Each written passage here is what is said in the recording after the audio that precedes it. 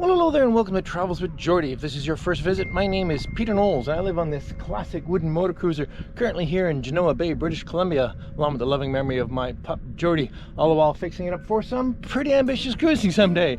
If that's the sort of thing you might find interesting, please consider sticking around and subscribing. I'd love to have you.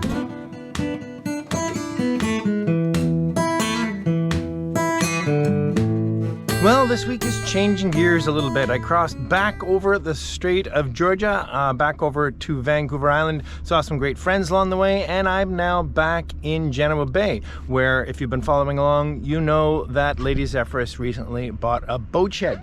So I'm actually going to spend the next little while working on her boat, on my boat out here, transferring them back and forth, basically getting all that last minute stuff done we need to do before it gets cold and wet. And here we are back in the shed where MV Zephyrus is in the middle of a few projects. You may remember, if you've been following along for a little while, I was doing quite a bit of work to the cabin sides, and the major job that's going to go on here is absolutely completely replacing this house aft bulkhead. It's so soft in some places you can stick your finger through it. You can probably see that it's had some emergency repairs with thick goop, but it is definitely done. And it's going to be a pretty significant job. It's fairly invasive. All the, whatever you're going to call this, as trim has got to come off. This has already basically been destroyed through water coming off of there. There's quite a lot of deterioration going on in here, and so that's going to be one of those projects that we can't really tell what we're getting into until we dive in. But again, we're also in the middle of all this repainting and brightwork. Lady Zephyrus was actually here doing quite a bit of work. She's refinished everything forward here, but she's away for a couple of weeks. And so I'm going to finish up the brightwork, especially on the bow of the boat. And the reason for that is I'm going to do most of the work with the boat turned around. It's a lot easier to deal with the boat when I can enter the boat and get on at the swim grid, because if you remember correctly, the boat doesn't actually quite fit in the shed, so there's no way to board it the traditional way onto the swim grid because it's sticking out of the shed, and I've been crawling in and out the window. Well, to be fair, which is getting old. So I'm going to turn the boat around. Now, as you can see, the boat has been custom planked for the pointy end of a boat. And well, I'm going to modify this quite a bit actually, because I think if you remember talking about the shed originally, it's going to be extended by about 8 or 10 feet so that both Zephyrus and Geordie can fit in completely. And that's going to also allow me to reconfigure this end of the decking in such a way that it can be modular. There will be both a pointy end for bringing boats in forward and being able to work on them with lots of support, or a bridge of sorts that will cross over that will create a platform for ease of access when it's in stern end in. Anyway, I'm going to get started on a little of that this week because I have to kind of figure out what combination of things I can get done quickly to keep this project moving along. Let's get to work. Well, Lady Zephyrus had already done all the hard work of sanding this section, and so this just needs a very light going over with fine sandpaper, and I can get oil on here. Fantastic. Man, that's a beautiful piece of wood.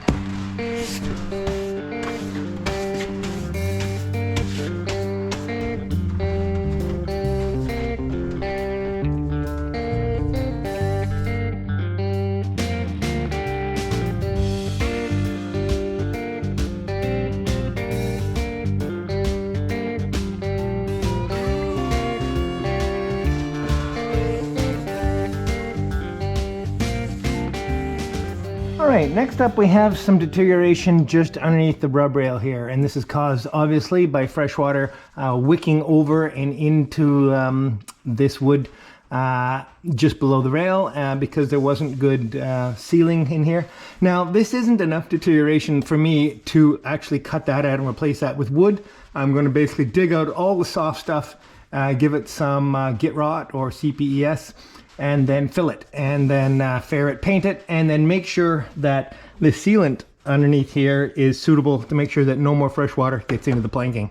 My favorite toy for jobs like this is the rotary rasp, an absolute godsend for situations like this.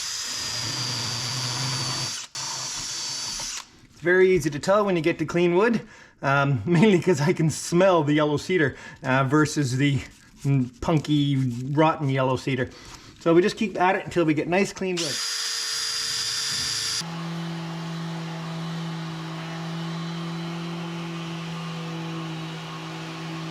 And I've mixed up some git rot, which is another version of CPES, clear penetrating epoxy sealant. Anyway, it's a thin epoxy that can be put on to seal areas that have some deterioration. And once this is set up, I can put some filler in here. All right, well, we'll let that kick and move on to something else in the meantime. I just love this taut rope and tarp system for catching stuff. It just works so well. Okay, there's lots to do. There was some deterioration around the joints of the starboard side sliding window. Lady Zephyrus has already gone and done most of this, so I'm just going to give this a final sanding, fairing, and we can get some primer on here and get this tidied up.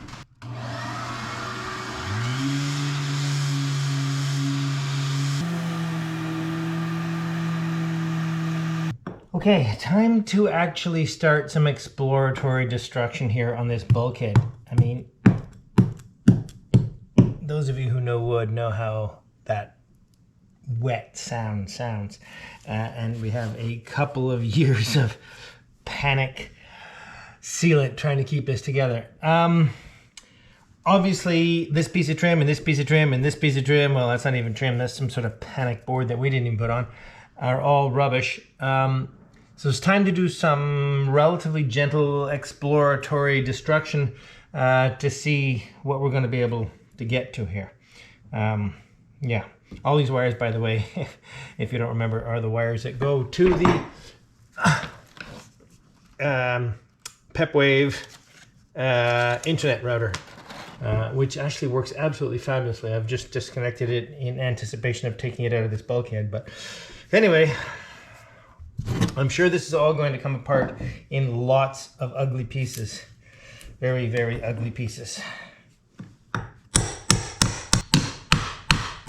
This isn't really the right bar for this. A perfect bar for this would be a Wonder Bar, but I don't have one because I don't generally do this kind of stuff to one. Ooh!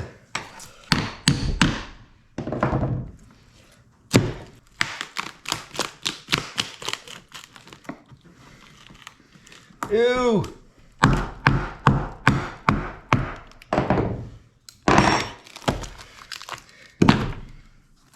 Ew! This is just soaking wet, soft mulch.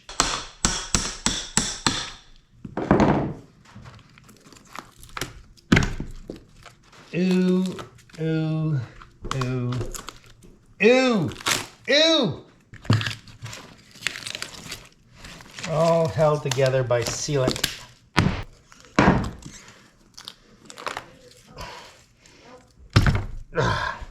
Yeah. Boat's been inside for 6 weeks and it's still soaking wet in here.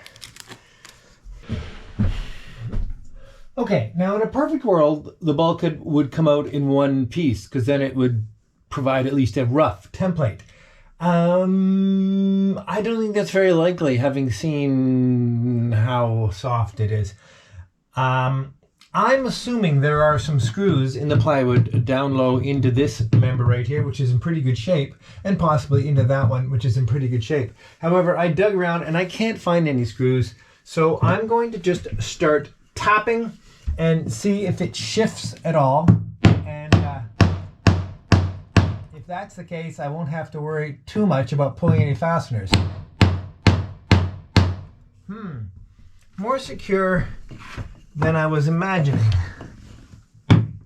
Okay, this was just an exploratory. I have to take the rest of this apart so that I don't damage any of this while I'm underway, and I guess I'm gonna have to try and find some fasteners.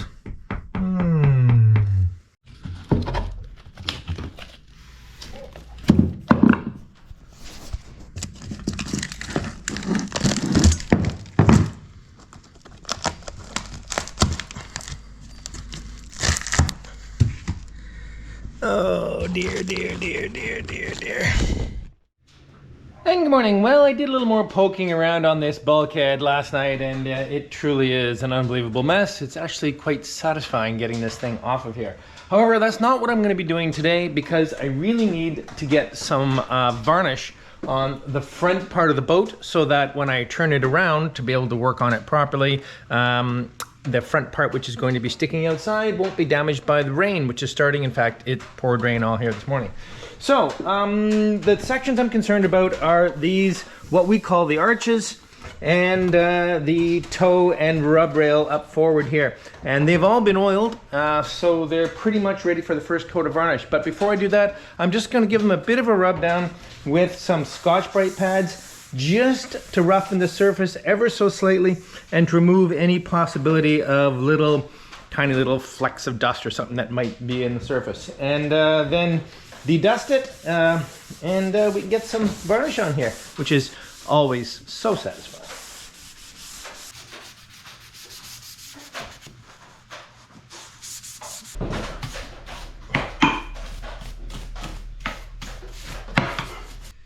Okay, varnish. I use Epiphanes, Epiphanes, whatever you want to call it, the high gloss clear varnish. This is an excellent, excellent product. I think possibly the La Tonquinaise is equivalent or a different style. It's a softer varnish, easier to work with.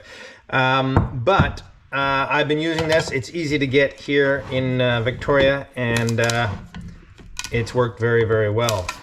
In places where I've actually gone to the trouble of maintaining the varnish to an adequate level, it certainly was never been the varnish's fault that we've had failures. Okay, here we go. It's a very thick varnish, and as a result, it requires thinning. So let's get some in here. You can see that is just, well, actually there was a little dollop in there as well because it hasn't been used, but that'll be fine. We'll work that out. Okay, it needs to be thinned with their brushing thinner. Now, this is not just any old solvent. I have no idea what it is. It's an MEK or something. I don't know what it is. But I find about 10%. By the look of this varnish, I'm going to need a little more than that. And this really just, it's interesting. As you brush with the brush, you'll be able to tell just how thin or thick you'll like it. I tend to like a relatively thick varnish. This varnish was really thick, but it can be saved, and for what it costs, it's essential to save it.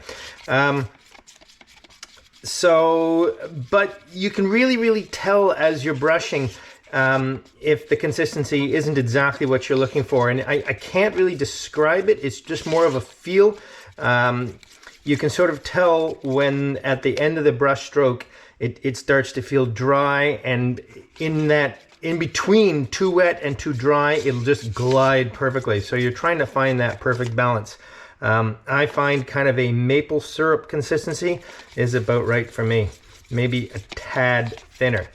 Now, some people would say thin your first coat even more. However, because I use tung oil as the first coat, that's not relevant. Interestingly enough, this is a tung oil based varnish. So we're really staying in the tung oil theme here. Okay, I'm going to say that's about where I want it, but I may fine tune it a bit as we move along. Okay, brushes. I'm not a painting expert. In fact, I don't really like painting, but I find synthetic bristle brushes to be perfectly fine with oil products. Traditionally, you would use a natural bristle brush for an oil varnish or an oil paint, etc. But I find these incredibly high-tech sort of split fibers here that they have on this just brushes so nicely with a product like this. So yeah, I'm just going to clean up this little mess I made here and get ready to start to put a little varnish on here.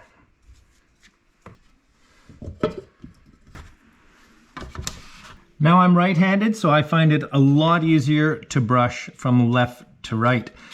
Now you notice I didn't stir the thinner into the varnish with my brush. That's because I hate to get varnish up into the socket of the brush, up past the end of the bristles. I don't know why, it just drives me nuts. Okay. Oh yeah, this is exactly the consistency I'm looking for. Lovely. And with all sort of painting techniques, I paint away from me first, making it much less likely I'm going to lean into the finished product. Now this isn't my boat, and I can tell you that Lady Zephyrus is more fussy about her varnish work than I am, so I'm going to do the very best I can to do a nice job of this. I would be halfway up this piece by now if it was my boat. This varnish is wonderfully self-leveling. Doesn't mean you don't make an effort. So basically, I put on a couple of feet at a time and then go back and tip it out, which means just slowly dragging just the very tip of the brush in the varnish. And now for the underside. As I was saying about the thinner, you can just tell when you hit a dry spot, the brush will just catch, and if the consistency or the viscosity of the varnish is just right, it just feels like you're just gliding. Just absolutely perfect.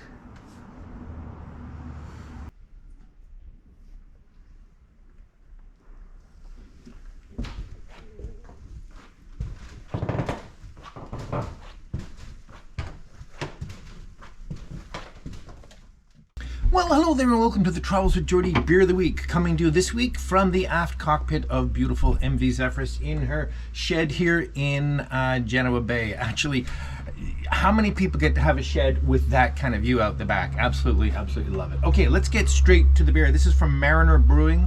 It's the Planet Hopper West Coast IPA, and I've had a few of these actually. This is a lovely beer, so I thought I'd share that with you today. What a super week I've had. Getting a whole lot of work done. I haven't really showed you, but I've also been doing bright work on Geordie out in the bay. Not interesting, sanding, etc. But it's so nice to catch up on the bright work on both of these boats before the season gets wet. And most importantly, it's amazing to be able to do it inside the shed. You don't have to worry about the weather.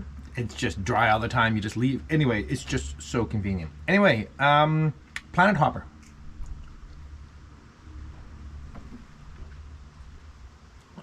Just your perfect to be, oh no, a little edgier, a little, oh, that's really quite nice. Very hoppy. Not just another IPA. It's actually very good.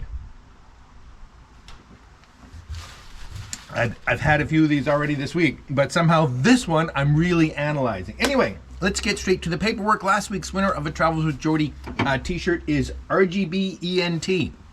I'm sure you know who you are. Get a hold of me and we'll make sure you get your Travels with Geordie t-shirt. Cheers. I'd like to thank a new PayPal supporter.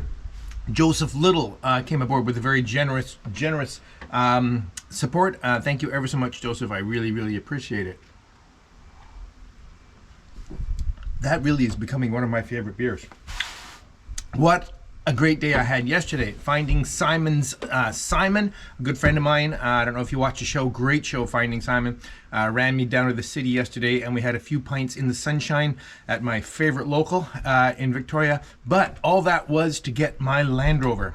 For those of you who haven't been following along for a little while, I have an old vintage Land Rover pickup truck that is my car. I haven't seen it in about 4 or 5 months, so it was really neat to go down into its parking space in the basement of a hotel in Victoria, fired right up, and drive it back up here. So it's really great because of the work that's going on in the next little while. It'll be very convenient to have a pickup truck again.